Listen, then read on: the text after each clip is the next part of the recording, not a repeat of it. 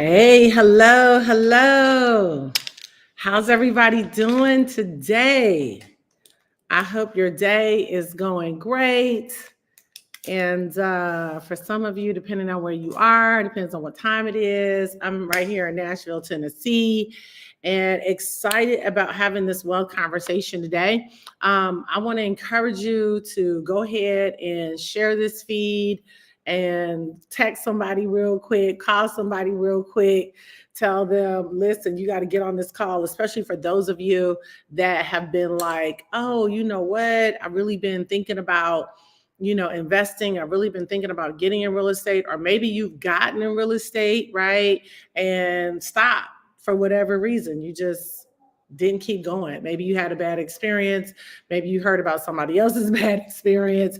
But one thing I've learned is that if you make a decision that it's something you want to do and get mentorship, each situation can get a little bit better, get a little bit stronger. And next thing you know, Carolyn, you are really on a great momentum of success. But it does take a lot of grit. It takes a lot of guts. It takes some fortitude. It takes some perseverance. It definitely takes it. I've been studying people that have like it, and it's not always the skill set. It's not always what a person knows. It's just their ability, their resiliency, how they handle conflict, how they handle issues, how they see the world, how they see themselves. So much I think about success is developing, good self-confidence and being aware that I need to become confident, because the confident person really does become a person that cannot be stopped. Like, confident people can't be stopped.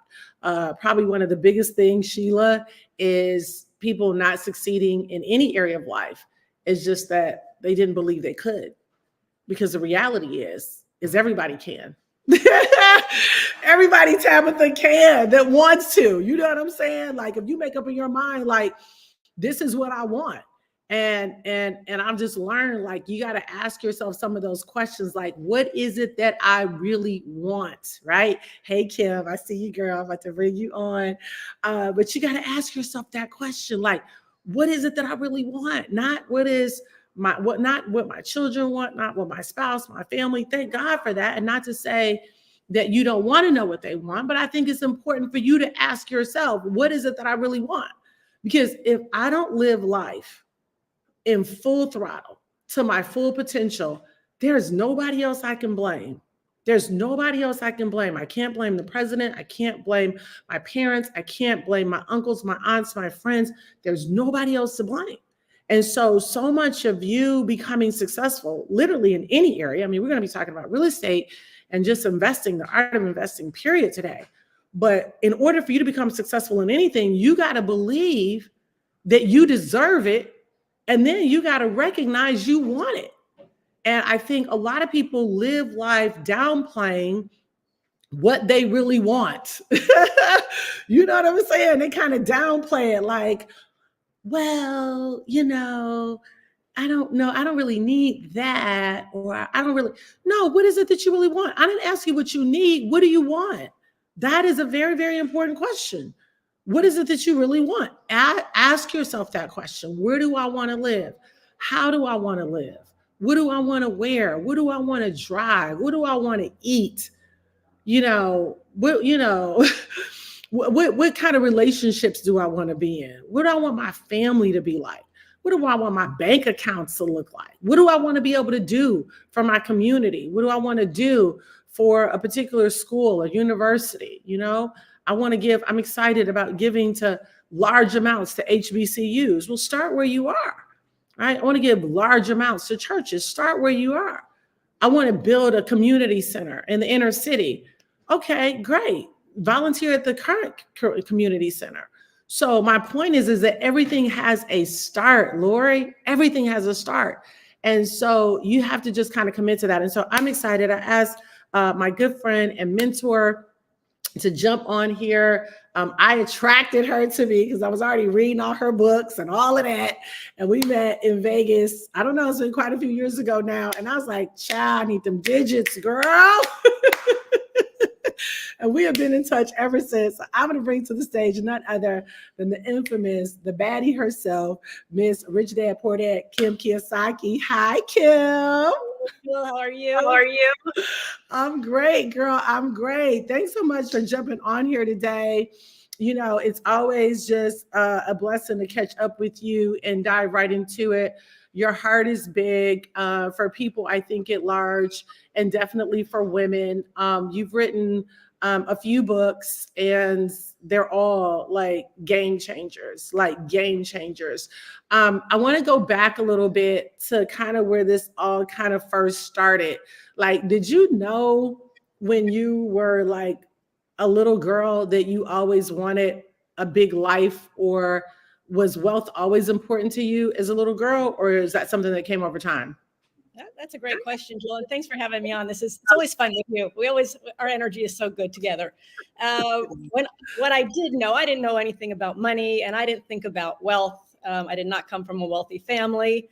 That was not the forefront. What the forefront for me, and I remember this very clearly when I was about, I don't know, maybe 10 or 11. And I was riding my bike to a soccer game early Saturday morning. And I had this sense of freedom. I was by myself on my bike, didn't need somebody to drive me. And so from a very young age, I knew I wanted freedom. I knew I wanted to be independent. I'm the youngest of 3 girls in my family. So I was brought up to always be, not to put being a woman as a stereotype, and be anything that you want. That's how my parents raised me. Go for your dreams. I was very, very fortunate, came from a great family. So that's really what drove me, was to be independent.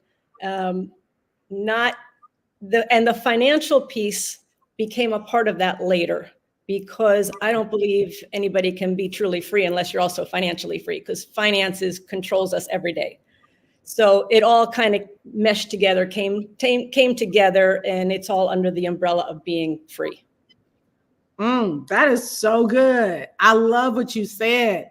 Like, sometimes you hear people say things like, and I think sometimes this happens because I think in most women, there's like this fantasy part, this dreamy part. I just want love and peace, but I don't see how they can be love and peace. I like love and peace. I love and peace. But I think we need to say love, peace, and wealth has to be a part of that, because it impacts, to your point, every single area of your life. When you think about what are some of those areas that money impacts, because you said it's just going to show up every day.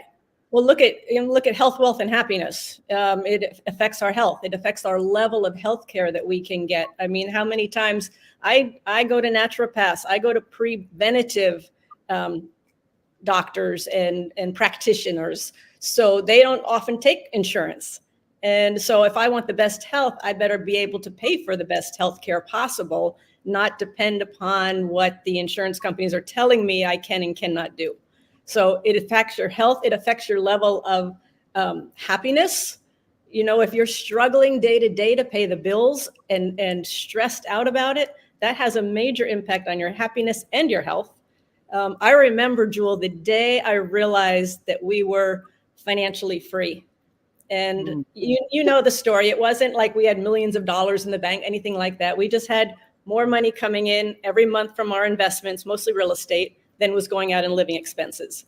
But what that did was, for the first time, I realized I didn't have to worry about money. And it was like, wow, what a relief. I don't have to worry about money. I don't have to worry about how I'm going to pay the next bill. I don't have to worry about, am I going to have a roof over my head? It was a game changer for me, no doubt. Yeah, that freedom is pretty amazing. You have a strong focus on women, which is where we are very, very much aligned, because I feel like women are the ones that end up really holding the bag. I think lack impacts us differently than men, even though I think men don't like it either. But I feel like women, in terms of the stress, how you age, how you look, how you feel, how you respond, how you process, like all those things are impacted when a woman doesn't have, if she wants to take care of her parents and doesn't have her own money, her husband might say, hey, let's buy them $100,000 house, but she wanted to buy them a $500,000 house. How do you feel like what you've kind of seen? Why is it so important? And why do you teach so strongly and feel so passionately about each person having their own independent wealth? Because whoever has the money has the control.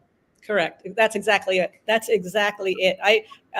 My first book, Rich Woman, was because I hate being told what to do. That was the subtitle. And I think a lot of us women can relate to that. We hate being told what to do or having to justify, if it's not our own money, having to justify to our spouse or our partner why we should be able to buy this, or why should we be able to do this trip, and why, and having to justify that, and having no control, because as you said, he or she who has the money has the control. I just think it puts us on an equal playing field. And I personally think that should be a relief to the guys. I really do, unless they are control freaks and must be in control. Otherwise, that should be a relief. Oh God, I don't have to carry this burden. She's going to help me do this, and we're going to do it together. That should be a relief. It really should be a relief, right? Because most of the time when women have money, we're instinctive nurturers and givers. So everybody's going to end up winning. Correct.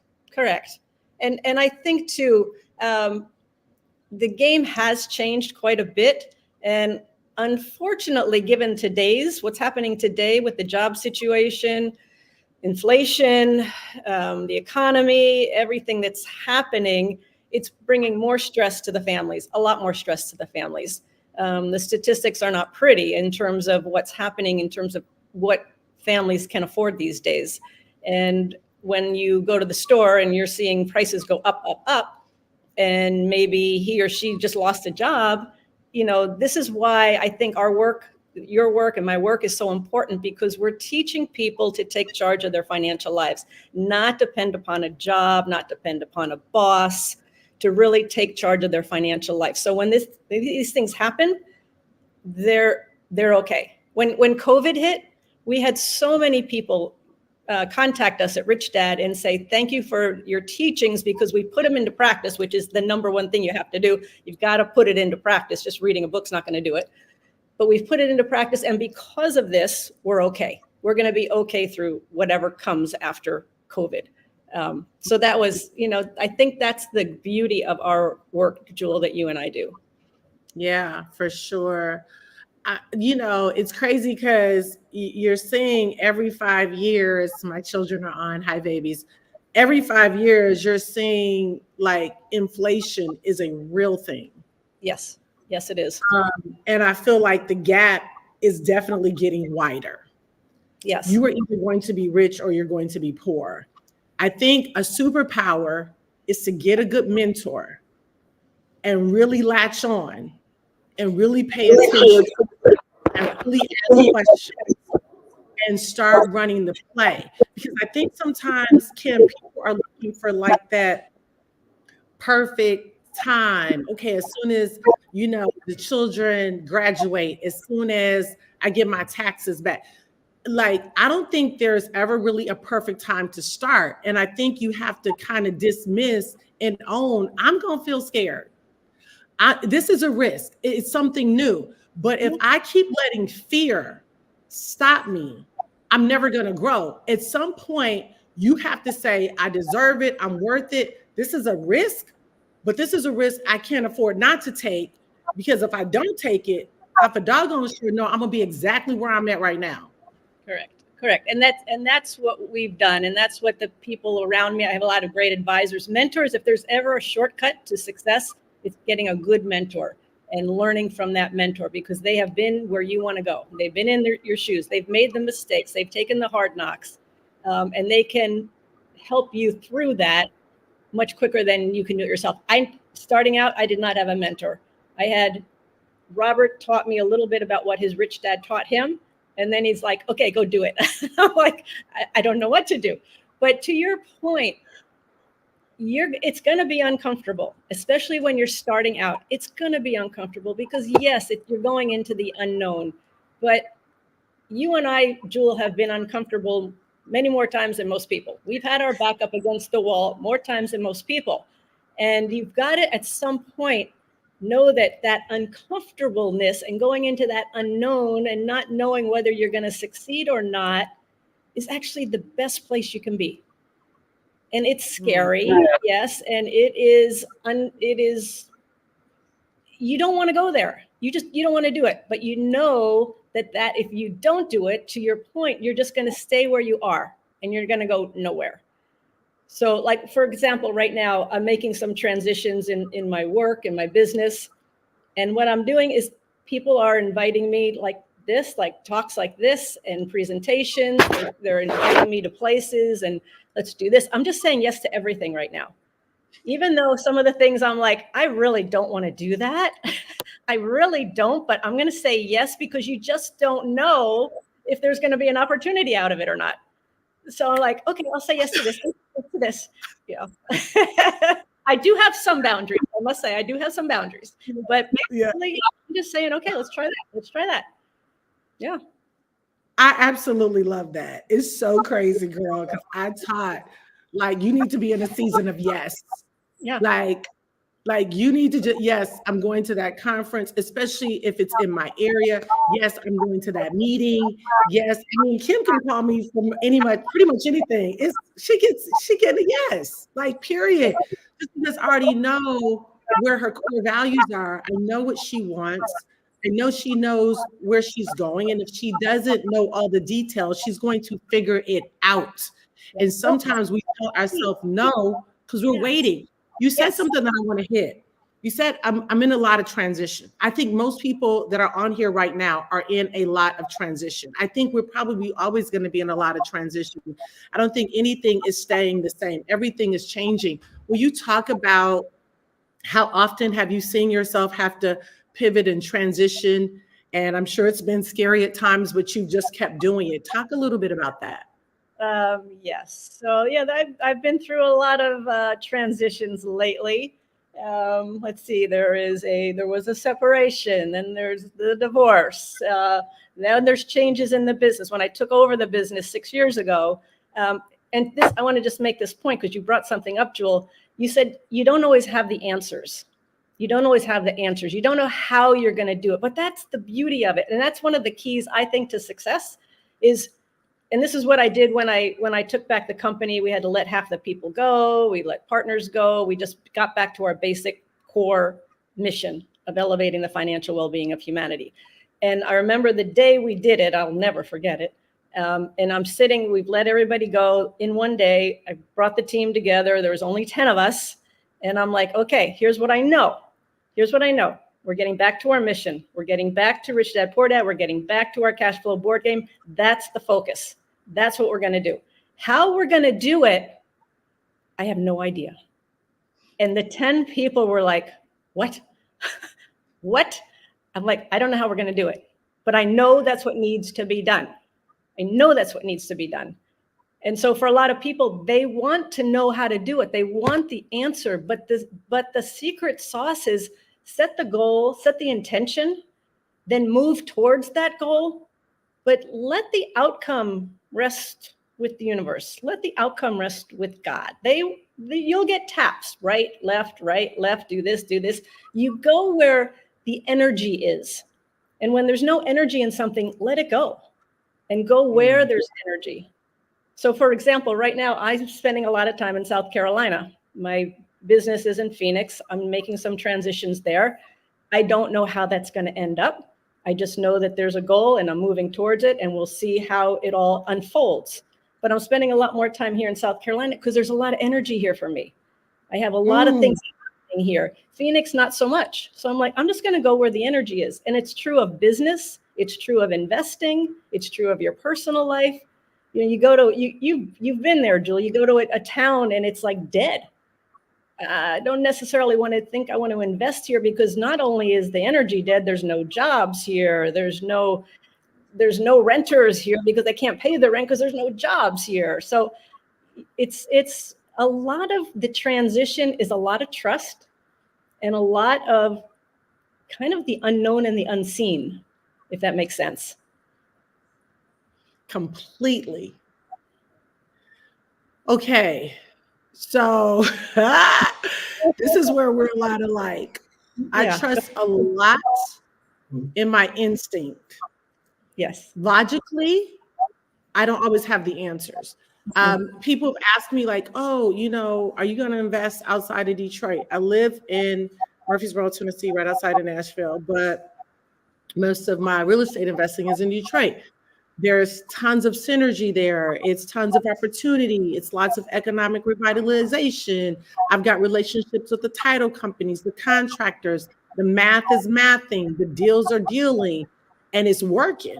Yeah. And so I said, well, you should look at this or you should look at that. I said, but that's where I think a lot of entrepreneurs and investors go wrong, because there's nothing wrong with having a single focus and then allowing mastery and wealth to come out of that, opposed to I got a deal here, here, here, here, here, here. And not that it doesn't mean that won't ever happen, but I think to your point, understanding the season, because I'm always looking for flow.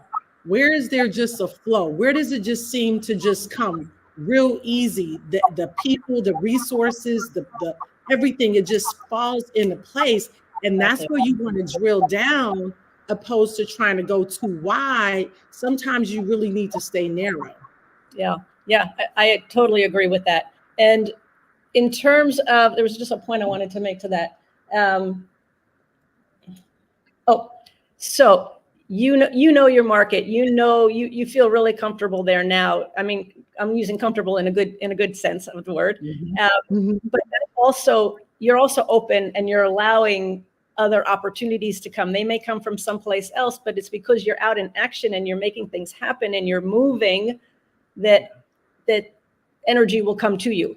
And I just want to say this, one thing that I've understood recently, you know how we do goals, and we've all been taught, oh, be very specific in what you want, be very specific in your goal. And if it's you want this rental house and you want it to be 3-bedroom and 2-bath, and you want a backyard and you want this and you want it to be in this neighborhood, maybe don't be so specific. And I'll say why, because this goes against everything I was brought up to learn in business.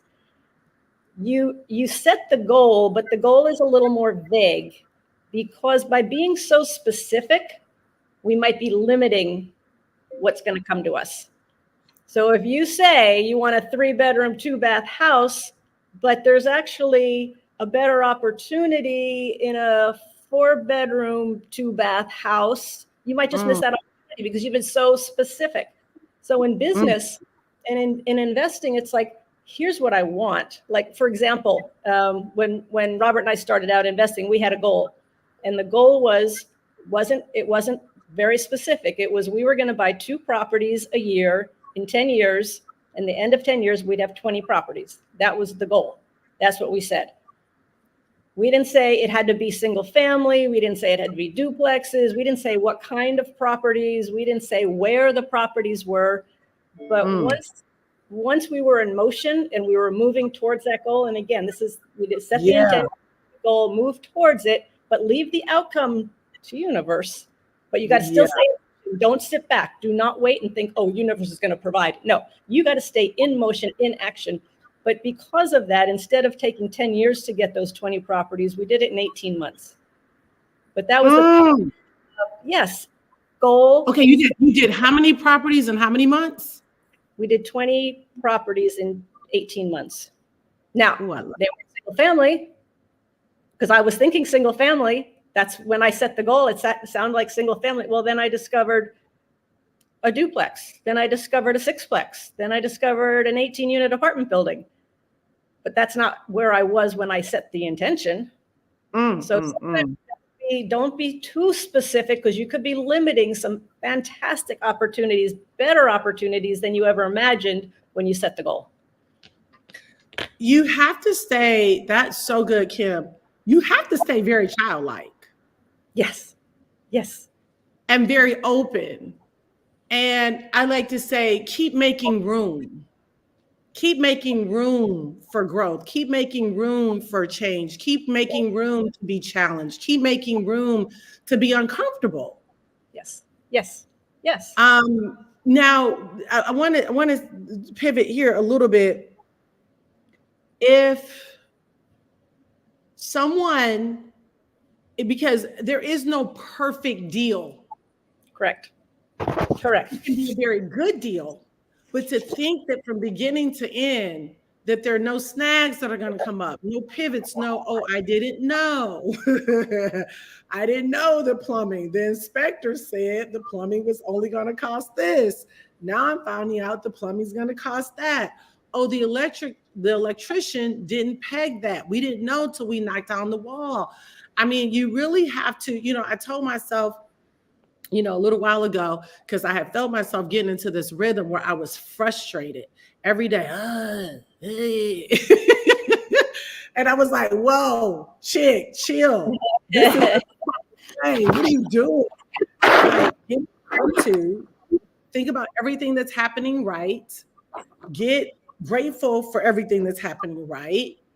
And flow there. And when things come up, remember there's always a solution. Even if it's not what you want to hear, there's a solution. So be grateful for the solution. That's where I see probably a lot of investors or women get in trouble, who just constantly just start complaining because of this house or that tenant or that. And you have to really shift that and get in gratitude, because we already know, I tell myself every day, you're going to focus more on what you want and focus less on what you don't want. Right. And to that, if you're not facing problems like every day, you're playing it way too safe. You're not gonna get ahead. You're not gonna get ahead. If you're not facing some difficulty, then you're not putting yourself at the edge, because it's the difficulties and it's the problems which are the unknowns, Ooh, child. You playing it way too safe. If you're not even dealing with problems every day, you playing it too safe. Somebody said to me the other day, we were talking and they were talking about hiring somebody, and she said, if she goes, I don't want a job where I have to handle problems. And I'm like, well, then why do they need you? If you're going to be into business in any level, shape, or form, you're going to face problems. The purpose of an entrepreneur is to solve a problem. That's what we do. So yeah, if you're sitting back and you're comfortable every day and you're not putting yourself out there and you're not going into something that is uncomfortable and unknown and where you're going to make mistakes, you're playing it too safe. Ooh. Oh my gosh, that is so good. Okay, so I believe you are probably one of the top real estate female investors in the nation. And I know you're modest, but I think that's true. I don't know about that, but I enjoy it. So interesting though you say that, because yesterday, so I'm here in South Carolina. I bought some properties 2 years ago here, and I met with both of the managers of these properties, and they're also investors. And they were talking about what's happening today in these fields. So three of the properties will be like a national chain, like the ones you would see off of the exits on highways and freeways, where the hotels are and the gas stations and the fast food and the quickie lube and all of that. That's where these properties are like. And what they're saying is not everybody, but there's not a lot of building going on right now because there's so much uncertainty in the world, and especially here in the US right now. And we have actually become, because of inflation, because of interest rates going up, we've actually become a renter nation for the first time in history. We are not a homeowner nation anymore. We are a renter nation, or becoming a renter nation. And I'll give you one statistic, Jewel. I think it was back in the 90s, early 90s, we were at the highest home ownership, and it was at 69%. Now it's at 65% today. Now that doesn't sound like a lot, just 4%. We're still at 65%. So we're still a homeowner nation, but it's changing. But if you think about it, for every 1% that drops, that's 1 million households. So 4 million households have gone from home ownership to rental. Wow. And that's the trend that's happening. And with interest rates going up, builders are not building right now on the general population. They're not building, they're sitting back.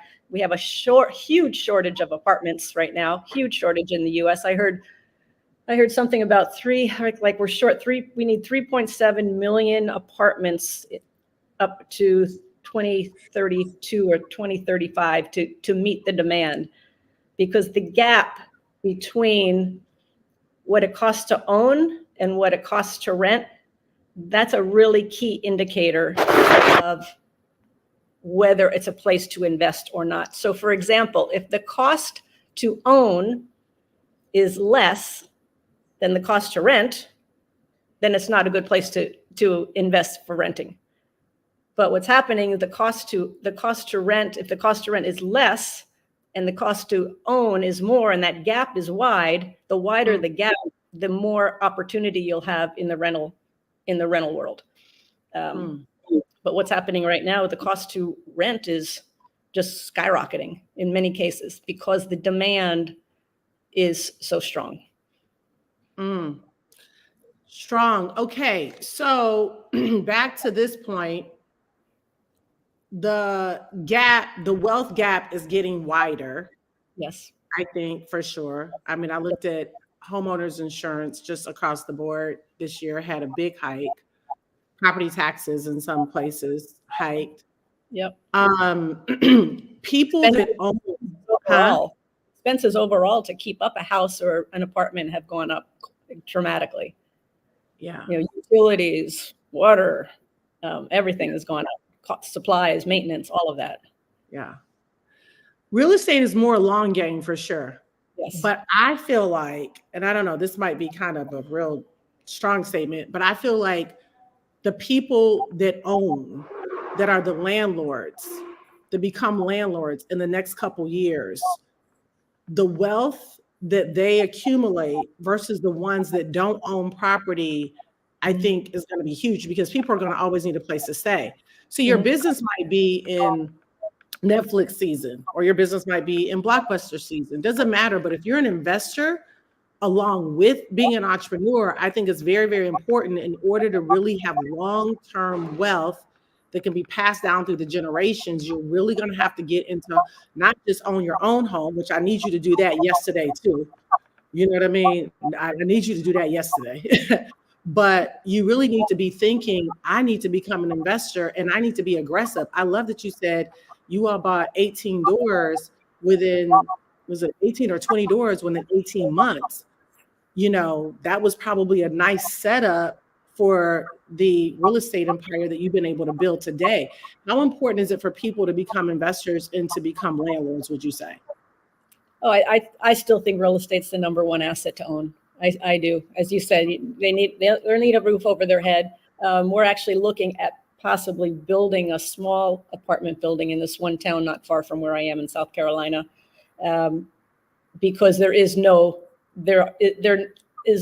rentals available in this area.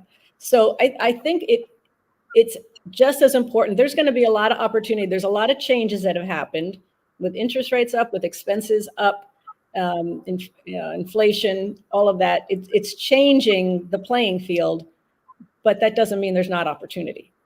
So there's always opportunity. You just have to, you just don't listen to like, oh, the housing prices in the nation. That means nothing. The housing prices in the nation. You can say the housing prices in Detroit, but that means nothing because you drill down to this specific area that in Detroit that is going to work for you. Some areas will never work in Detroit and some areas will be blockbusters. So you really just have to get out there and do your homework. But what I would say also is pay attention to there's a few things.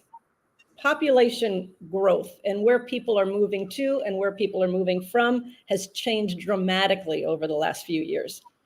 You don't necessarily want to be where people are moving out of. For example, I would never, ever invest in California or New York. I never have, never will, because people are moving out, but also because they are so anti-landlord friendly.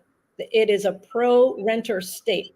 It is not a landlord-friendly state. So you want to go where they're going to treat you well. You want to go where the government, where regulations, where the laws are going to treat you as a landlord well. That's really, really important. And then as we talked about, where there's jobs, you want to make sure there's jobs in the area, because that's who's going to be renting your homes and your apartments. And if they don't have jobs and they can't pay the rent, and the default rates right now are going quite high because of that reason. So a lot of people are moving out of the apartments, or my friend whose son was renting an apartment now needs to bring in 2 roommates because the cost of the rent is going up so high. So look at those things. And again, the gap of the cost to own to the cost to rent, if that gap is high, it's going to be good. If the cost to rent is a lot lower than the cost to own, then that could be a good opportunity too. So you just really want to be a little bit smarter today. You want to look at these different factors as different criteria. And again, the most important thing though, if you can get a good coach and a good mentor, that's priceless. That's priceless. Yeah. I've had coaches all my life in every field possible. And it has changed everything for me. I would not have the success I have today if it were not for my coaches and mentors. Wow. I love it. Yeah, no, I feel the same way, 1,000%. You mentioned a lot of good things. Those are the things that you got to pay attention to. So when people say things like, I'm going to jump into real estate, it's not anything you want to jump into. No, jump into it. And if you do jump into it very small. Start really small. And even if you're just starting out, start small. Yeah. Because you're going to make mistakes. And I heard a different take on, we say everything happens for a reason. Okay, so, you make a mistake. Everything happens for a reason, but we don't always know what the reason is. I heard it said differently the other day, and I've adopted this in my life. Nothing happens to you. Everything happens for you, and it's for your highest good. Everything happens for you. Everything. So if something negative looks negative is happening in your life, I step back and I go, this is really happening for me? Really? Okay, so how is this happening for me? But it works. I mean, it's just brilliant. Because I've been going through, again, we put ourselves in uncomfortable positions for reasons. And I'm just going to make a note here because I want to give you one question that I think is a game changer. But I put myself in difficult, not so much difficult, but kind of put myself out there a bit more than I have in certain times. And yes, all this stuff comes up and I'm like, wow, this is happening for me. And my life is speeding up so dramatically. It's quite amazing. But it takes it from everything happens for a reason it's happening for your own personal growth. And if you can adopt that mindset and that thinking, it actually is almost a relief when these things happen. It's like, okay, this is happening for me. All right, let's figure out how this is happening for me. Sometimes I can, sometimes I can't. But it does take that, woe is me, I'm a victim, why is this happening? All of that, takes that all off the table. Ooh, girl, a whole nugget. You said you were going to ask a question. And I want to hear that, but I want to put a pin in this real quick. Okay. America's considered to be a renter's nation. I need all of you to hear the clarion call and get serious about investing. Set yourself up for success, set your family up for success, and get into ownership. You got to know it's not always time to spend money just on frivolous stuff. Sometimes it's time to invest in your education, invest in mentorship, invest in the conference, invest in the book, invest in Rich Woman or Poor Dad or The Millionaire's Lifestyle, the book that I wrote. invest in yourself so that you're not left behind and just sitting there watching everybody else saying it's hard out here, because it really doesn't matter who's in office. Whether your candidate gets in or not, you can still win. Ownership puts you in a position to win, period, end of the story. And so there may me, I got to work later sometimes or get up earlier sometimes or read extra opposed to watching Netflix, watching what less Netflix, do more reading, do more personal development so that I don't have to be the victim. So I'm not waiting for a handout. I'm not waiting to see if my cousin is going to give me that loan or to see if the bank or whatever. Get into it and use credit the right way. You have used credit to build something amazing. Talk about credit a little bit, and then I'll let you get to your question and so we can get ready to wrap. But I want you to talk about credit because a lot of people have followed, stay out of debt, but no, you got to use debt the right way. Yeah, absolutely. And to your point about invest in yourself, is the best thing you can do right now is to invest in yourself. I mean, last night, I don't watch much TV at all. There's nothing on, and I never watch the news. I get all my resources online. I look for trusted people that I've been following for many years. Last night, I'm not going to go into it, but there's a thing called the inverted yield curve. It's about the 2-year and 10-year treasury. Don't even get me started. But I watched an hour YouTube video last night about this because I want to find out what's happening, because it's going to affect the interest rates and what's happening down the path. But to your point, you've got to get disciplined. And I'm not a disciplined person. I have to force myself. I'm not a disciplined person. But it was like, I need to watch this. I need to learn this. And YouTube has so many good resources on it and online resources that just to learn about what's happening. I mean, you throw out a lot of vocabulary. Go online and learn about, okay, let's talk about debt. Let's talk about debt. There's good debt and there's bad debt. Everybody thinks debt's a 4-letter word. So how can you use debt to make money? Is because if I'm going to buy $100,000 house and I put $100,000 down, then maybe that's all I had to. And let's say you have 100,000 and that's all you have. You put the 100,000 into the house. Okay, you're going to get a higher, not an ROI. You'll get more cash flow, but your return on investment is not going to be higher because you put 100% into the house. If I can put 25% in and put $25,000 into this house and borrow the rest, and if I do my management well, this is the whole formula, as you know, Jewel, you get your income, you pay your expenses, you pay the debt, and if you manage the property very well, you have a positive cash flow. Now, as long as that cash flow is positive, you're good. And then you've got $75,000 more to go buy another $100,000 house, put $25,000 down. Again, if you manage it well, a positive cash flow. So now you can do 4 properties instead of 1 property. And I don't know why people are so adverse to debt. You don't want to put yourself you don't want to overload yourself with too much debt. I know people who have said, oh, I'm going to do like 90% debt. Well, no, then you're going to put yourself in a situation if something goes wrong and if expenses go up, all of a sudden you're going to have a negative cash flow and then you're in trouble. So we're very, very risk averse with our debt. We have large cushions in terms of what we put into the house and how much debt we have, especially today, because we don't know what's going to happen. We don't know if interest rates are going to go up. We don't know where inflation's coming. We might be heading into a depression at this point. We don't know. So I want to put myself in a position where if expenses go up or interest rates go up, I'm still going to be positive. As long as I have a positive cash flow, I can keep that property operating. If all of a sudden all my properties went negative, I'd be in a, of trouble. So debt debt is a tool. And all the successful investors in the world know how to use debt to make money. It's about using debt wisely.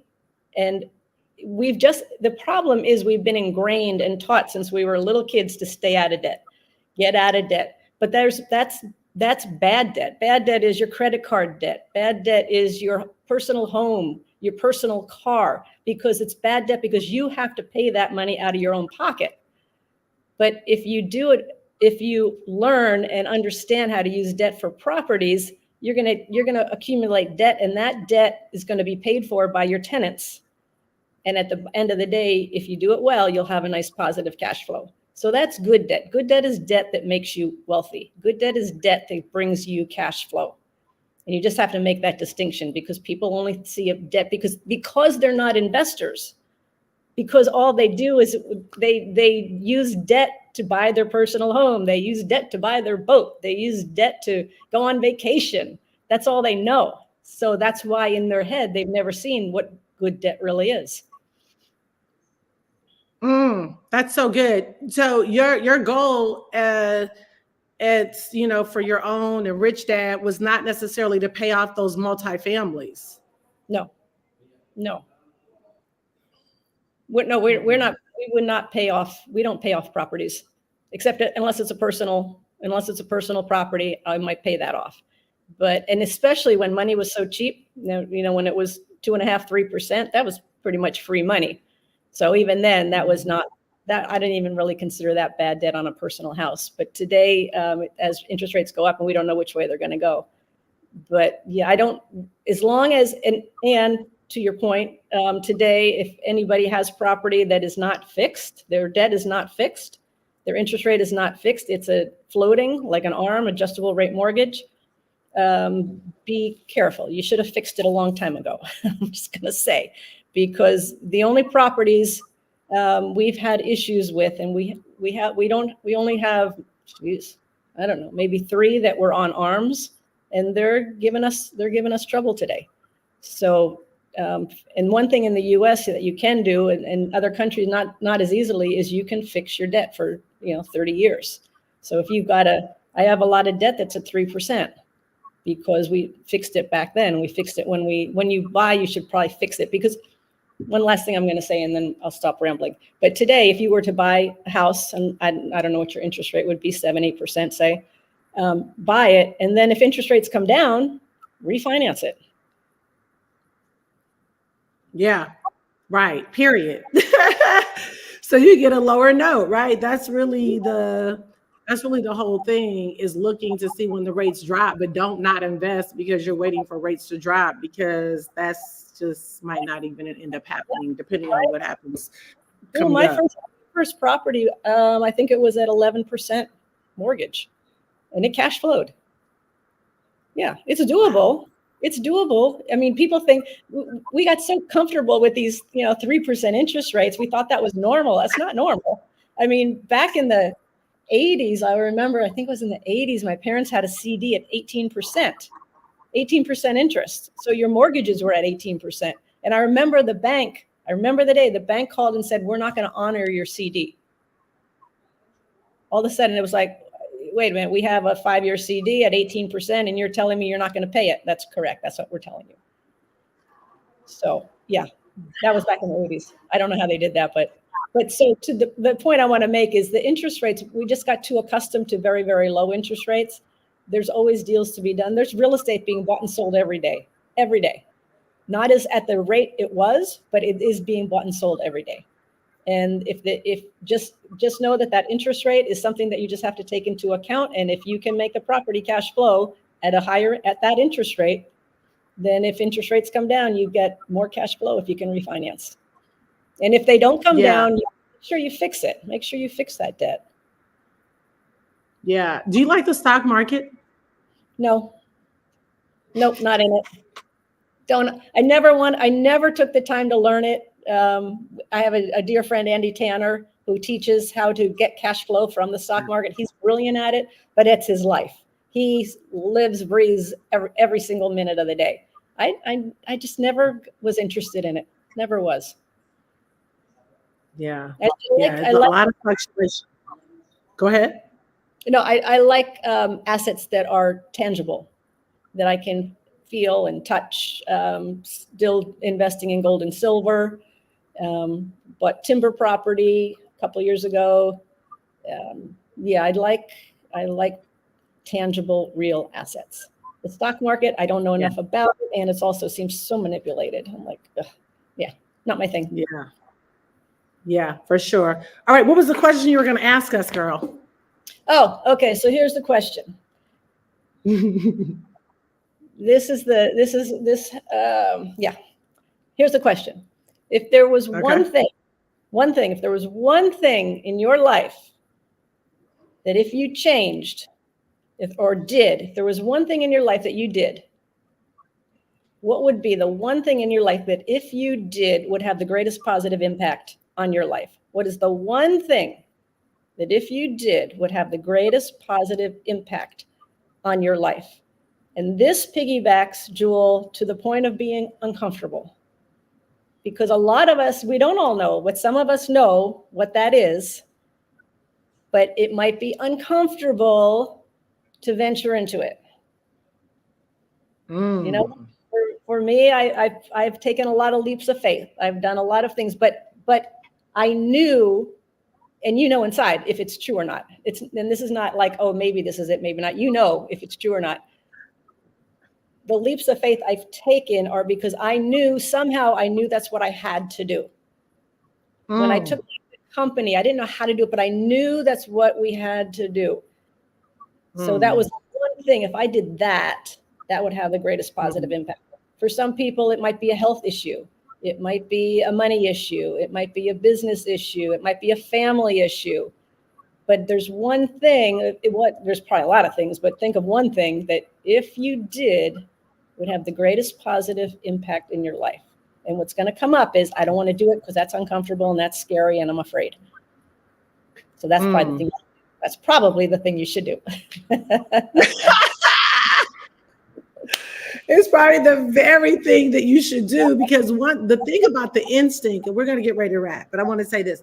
The thing about the instinct is that the more I trust it and I hit a bullseye,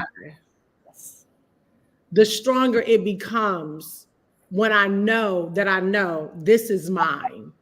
Yeah. Right. Exactly. And I remember I remember we were talking one time and you said, Jill, what you built in crypto, you got to do in real estate, because real estate is a whole lot more stable, you know, than crypto. And it was true. It was true, girl. Crypto, right? You still have your crypto. Huh? Yes. You still have your crypto. Yeah. I for sure. I do like Bitcoin. Yeah. But yeah, Yeah. you soaring, and you just soared in real estate. You're just a natural for it. And yeah. It's I'm in my sweet spot. I'm loving it. This is a lot of confirmation for me. I want to thank you for taking your time to come on here today.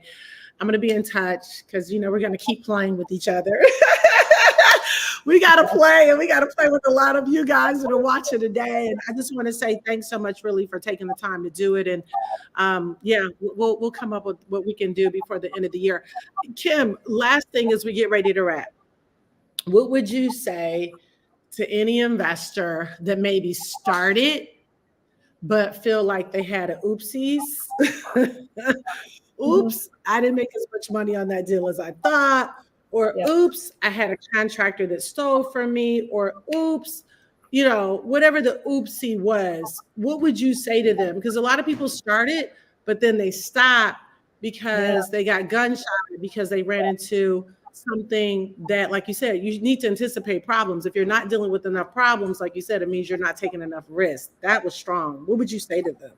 I would say you just paid a great price for a great education. There are going to be mistakes and there's going to be oopsies, and that's going to happen, but that's all part of your learning. You make a mistake, you learn from the mistake, you get smarter. And so it's like you started an educational process and you had some setbacks, so you quit, but you had learned all this stuff.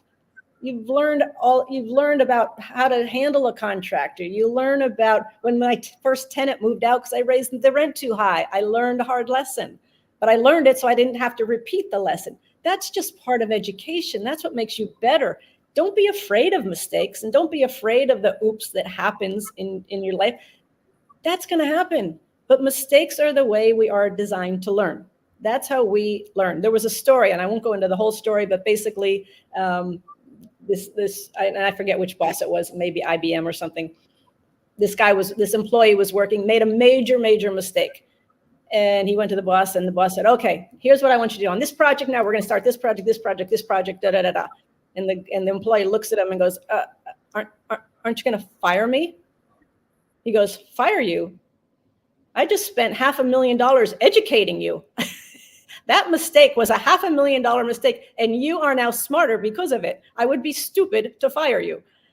So it's the same thing. You make a mistake, you learn. That's how we learn. If we aren't making mistakes, again, playing it too safe. If you're not out there pushing the envelope, if you're not out there, just, get your toe in the water, get started. The most important thing is to get started and do it. Get into motion, get into action. Nothing happens until something moves. You got to be in motion, or universe doesn't tell you this is right, this is wrong, go left, go right, go right, go left.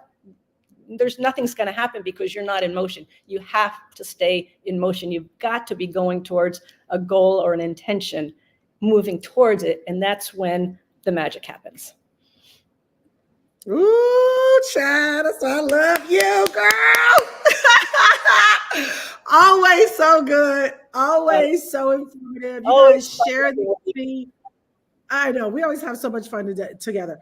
Like, share this feed with somebody. Have this conversation. What you guys listen to today, like literally hang up and call somebody that was either on here, or hang up and tell somebody, we got to watch this. This is a whole book club, okay? And say, let's have this conversation, because I think, we're 5 months to the end of the year, and we're really in game time. Like, this is really the time to make some quality decisions that aren't going to be easy always, that are not going to be comfortable, but they're necessary for growth. You need to tell yourself growth is not an option. Period. End of the story. I must go forward. I must move. This is my time. This is my season. I'm not going to procrastinate anymore. I'm not going to make excuses anymore. I'm about to figure it out. Oh, I did. It was one thing, girl. We almost done. Did you ever use your own cash, or have you always pretty much done 100% financing on your deals? No, I sometimes use my own cash. In the beginning? In the beginning, I definitely used, it was always part and part my own cash. I was hesitant to bring in we brought in investors on some deals, but I didn't bring in a lot of investors, only because you want to be very, very careful on who you partner with on your properties. Be very careful, because money is a psychotic subject. And if somebody, all of a sudden you have a partner and they're like, oh, I need my money back. Can't do that. So we found really, really, really good partners. And my number of partners is like 3. And we will do anything for each other. Yeah. That's good. If you're gonna bring on other investors and other people into the property, just be very, very careful on who they are, and have really, really strong agreements. In case something goes wrong, how is it getting paid? If somebody needs to get out, how do they get out if they can? But 2, I just want to say the last thing is that, there is nothing more important right now than investing in your own education, because none of us can control the global economy. None of us can control the U.S. economy, but we can control our own personal economy. And that, Jewel, is what you're doing, and what you're teaching people is how to control their own personal economy. And it's very doable. And you're a great teacher. And I have a lot of respect and admiration for what you do and what you teach. Oh, thank you so much. It means a lot coming from you. Okay. Thank you, Kim, for jumping on here. I'm going to be in touch soon so we can keep creating and figuring great stuff out to help change people's lives and change your own lives. And we're all growing together. You all, thank you so much for jumping on here. Make sure you share this YouTube channel and or Facebook. Follow your girl. Follow Kim. They can find Kim. They can find you on Instagram, The Real Kim Kiyosaki, right? Yeah, Real Kim Kiyosaki, and a Facebook page. Just look for that little blue tick, because that means it's really me. That's verified. I had one the other day that was not me, and was making conversations with all kinds of people. Like, okay. But yes. Facebook, are you on Facebook too? You're on Facebook too, right? Yeah. If you go to Rich Dad, you'll find it, richdad.com. It's all there. Do you have any events coming up you want to talk about? I'm speaking at other people's events. That was one of my goals this year, was I only wanted to do 4 events. I'm now at 5, But I like to speak at other people's events. We're not putting on any of our own events at this point, but mostly real estate, some women, some mixed. Yeah. Good. Your books, they need to get It's Rising Time, Rich Woman, Rich Dad, Poor Dad. Yeah. Cash Flow Board Any Game. other books? Cash Flow Board Game. Yeah. Yes. Thank you. Absolutely. Thank you. Yeah. All right. Thank you all. Have a good day, everybody. Bye-bye.